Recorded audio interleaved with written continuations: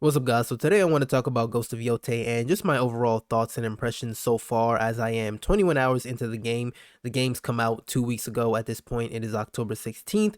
Came out October 2nd. My PlayStation is telling me I'm 46% the way through. I believe that's talking about specifically the story. But like I said, I'm 21 hours in. The game, I believe, takes about 30 to 40, 45 hours to complete, especially when you have side stuff mixed into that. So I've got some time to go still. But if you're someone who's already finished the game, let me know in the comments how you feel about it, what your thoughts on it so far, without spoiling it, of course. But let's get into it. So going into this game, right, I was expecting to really like this game, love this game even, right? But surprisingly, I was, I guess, surprised at how much more I liked it than I thought I would. I think it's just this game took being a sequel really well. It did that to its full extent. You know, typically a sequel, you take what made the first game good, all the good things, even some of the not so good things, right? You take those things and you put them in a second game, make them even better. This game did that really well, specifically in the open world side of things. So when it comes to the open world, this game doesn't bombard you with a lot of stuff, right? It doesn't bombard you with a bunch of side missions and side characters and just overall side stuff to do. Instead,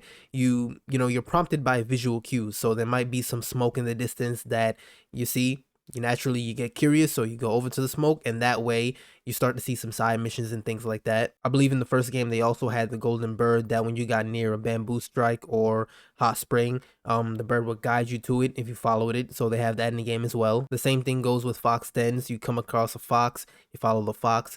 But instead of the fox taking you directly to where you need to go, it doesn't always do that. It does that sometimes, but sometimes it'll just kind of lead you on a little chase, a few minutes. It takes you to some place, you get some items. I guess you get rewarded for following the fox, right? It'll give you a few items, you follow it, and then it'll take you to the very last spot where I believe you get a skill point. Also, I believe it was the creative director of Sucker Punch who said that in this game there will be more things to do and less times you do them. In the first game, there were a lot of these fox dens and bamboo strikes and hot springs. They got tedious for sure, right? Especially if you did all of them or a lot of them. But in this game, there's a lot less, and that's something I noticed almost immediately when playing this game. Really, over like the past, sorry, not over the past, but I guess over a course of like the first 8 hours I was playing this game, I immediately noticed that I probably did like 2 or 3 bamboo strikes, 2 or 3 hot springs, one camp I liberated. The side missions were the things I did the most because I was just curious. I saw a lot of smoke. I headed to the smoke, took me to some villages where I met some people, engaged in some dialogue, did some side missions here and there. And yeah, like I would dare say that they perfected doing open world style things in this game because you're not just prompted by a bunch of question marks and exclamation points. Instead, you just kind of go where you want to go and figure things out and see things. And it's not like it's hard to find these things, really. If you just kind of naturally explore, which most people do, you're gonna find these things. Of course, now that I'm 21 hours in and I want to upgrade my character, I want to make sure my character isn't weak, right? I've purposely been kind of looking for these hot springs and bamboo strikes and things like that, just so Atsu, my character, can withstand the enemies that I'm gonna face in the future. But yeah, speaking of Atsu, I believe one of the main, I guess, I don't want to say caveat, but main concerns was that Atsu wouldn't be as cool as Jin, right? I think that went out the window, honestly, because I'd say Atsu is a really cool character. I actually really like her. And honestly, for me, within the first hour, I could tell I was gonna really like her just because she's different from Jin, but also a little similar in some aspects. Jin, he was a samurai through and through. I guess really up until he made the choice to become the ghost. When he chose to take on these not so samurai tactics to essentially protect the people of his island. That of course caused some conflict between him and his uncle. His uncle didn't really like that. He was a full-on samurai, him as well. Even Jin had some conflict within himself in the very beginning, but then he realized that, he can't fight a whole army by himself, especially when he's fighting fair, especially when those enemies he's fighting are not fighting fair. Atsu, on the other hand, she's a mercenary. She, takes on bounties to make money. She even fought in some wars not back in her day, but, I guess a few years prior to the game. She's a wanderer. Again, she goes around making money, taking jobs. I guess I don't want to say odd jobs, but taking jobs to take out people, maybe help people out, make some money like that. She's never had a problem killing people. She's never had a problem using these crazy, not so samurai like tactics because, well, she's not a samurai. She wasn't bound or hasn't ever been bound by the same moral rules as Jin. Also, unlike Jin, she does what she does for revenge. I guess you could argue Jin also did what he did for revenge when it came to rescuing his uncle and even, just protecting the people of his island, avenging the people of his island, his samurai companions. And also, Atsu's got some humor to her. Not saying Jin doesn't have any humor, he never had any humor, but Atsu, again, she's different. Jin was a samurai, so, he was raised a little differently, I would say, than someone like Atsu. Grew up differently than someone like Atsu. Atsu, she's a little more aggressive, a little more willing to fight. She definitely curses a lot more than Jin, and she's got some jokes to her. Again, not saying that Jin isn't, he doesn't have some jokes with him, some jokes to him, but Atsu, she's got more humor, I'd say. And in a sense, she's a lot more lighthearted, even though she's, full of rage. So for anyone who may have been worried that Atsu didn't have that,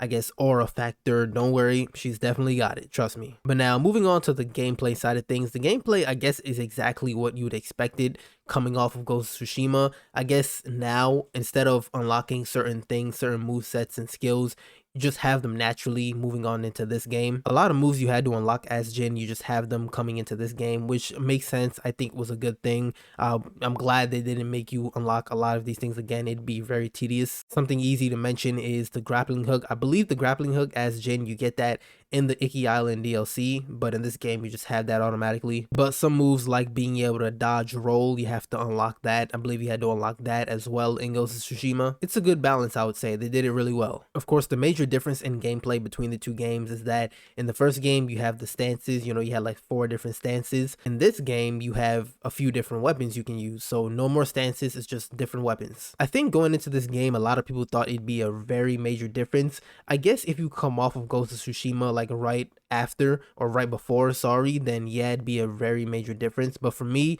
last time I played Ghost of Tsushima, it wasn't too long ago, probably like 6 months ago, something like that. It's not that crazy of a difference, honestly. The way you switch between stances in Ghost of Tsushima is the same way you do with weapons in Yotei. And I think I'd actually have to say that this way is better, having different weapons you can use. I mean, there were really two main weapons you can use in Ghost of Tsushima, the bow and the katana. And in Ghost of Yotei, you have the bow, the katana, and some other weapons you unlock in the game. In case you haven't seen them yet, I'm not going to say them just because they could be spoilers, even though they showed all of them off pretty much before the game came out. But yeah, it's essentially the same as the stances where you use different stances against different weapons. They'll be more effective depending on the weapons your enemy is using. Same way, the same thing goes for, the weapons you're using here. The katana is best used against enemies with katanas. Let's just take the dual katanas, right? The dual katanas are best for people who have spears, for enemies with spears. I'll just keep it at that, again, in case anybody watching this is getting spoiled. But yeah, I'd say this way is better because it's, it's more variety with weapons. And I guess just one small thing I should add is the combat actually feels a lot, I don't want to say a lot heavier, but heavier in a sense, right? You can really feel it in the controller. You can feel it in the controller with Ghost of Tsushima too, but I just feel like it's a lot more noticeable here. I guess because this game was a PS5 exclusive. Ghost of Tsushima came out on a PS4. They made a PS5 version, but I guess technically it wasn't a PS5 game, exclusive game. That also reminded me, another small thing, but not so small in my opinion, is that they make use of the controller really well. So it seems like Sucker Punch is just really good at doing this. They did the same thing with Infamous Second Son, where I believe, as Delson, you would spray paint different things, different walls and billboards in the game. You would use the touchpad in the controller to spray paint. Here in this game, there's times where you have to kind of write letters and things like that, and you use the touchpad to do it. Same thing with making fires at camps. You use the touchpad to kind of, scratch the rock, to kind of get the, I don't even know what to call it, ash, I don't know, into the fire. And then you use like the buttons on the controller to blow air to start the fire. Also, while you're at a camp, you can use the controller to cook food. You can like raise the controller, move it sideways, flip it around, well, not flip the controller, but press buttons on the controller to flip the food around. I guess in the grand scheme of things, they're very small things, but I appreciate it. I think more PlayStation studios need to take advantage of this. I feel like nobody really does it anymore. But now moving on to the story, I think this is the major one, the main one where people had their concern.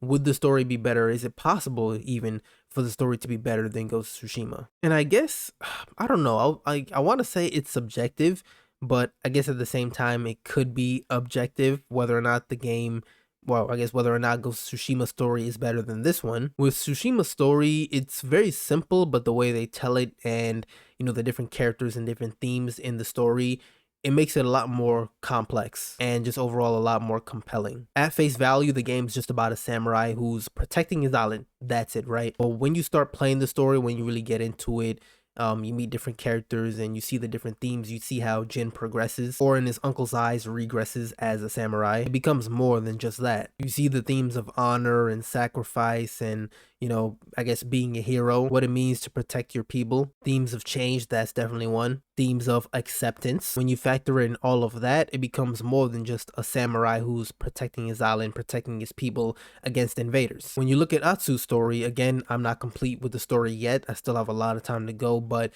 at face value, and I believe it is said, you know, people have said that the game is just what it seems, a revenge story, but it's done really well. So when you take that, when you take a revenge story, I guess automatically when you compare it to something like Ghost of Tsushima story, not at face value, the story doesn't seem like it would live up to Tsushima's. But again, maybe it's not just the story at face value, but maybe it's the characters you meet, the progression of Atsu, the progression of other characters, different themes and such throughout the story. I guess that's really where it's possible that it could, you know, be the same or better even than Ghost of Tsushima story. I guess I'll just have to wait and see, right? Like I said, I'm not done.